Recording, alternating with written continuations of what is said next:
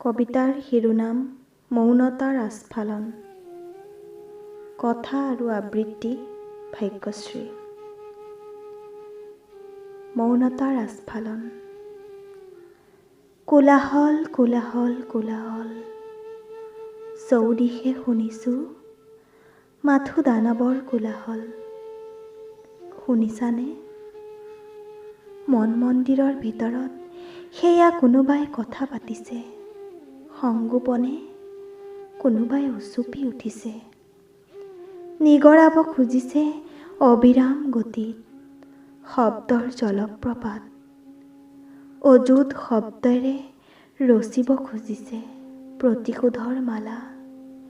বেদনাবোৰ বৈ আহিছে তপত অঙঠাৰ ৰস হৈ, দুচকুৰে চিঞৰি চিঞৰি কৰিছে কাতৰ অনুৰোধ। ওলাই যাবলৈ দে মোক, আৰু কিমান সাঁচিবি হৃদয়ৰ গোপন বেথা। সাহসী হ দৈৱকীৰ দৰে, মৰমৰ অফুৰন্ত সাগৰ হ যশোদাৰ দৰে, সহ্যকৰ সীতাৰ দৰে, ভক্তিকৰ দ্ৰৌপদীৰ দৰে, হৈ কাত্যায়নী আজুৰি আন ৰক্তপিপাসুৰ কলিজাৰ মঙহ।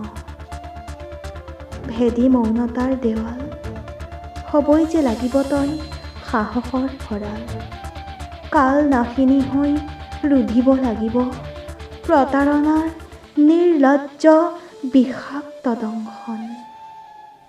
মৌনতাই আজি কৰিছে আস্ফালন, আসুৰিক শক্তিৰ নাটকীয় ৰূপৰ চিৰকালৰ বাবে কৰিব অৱসান।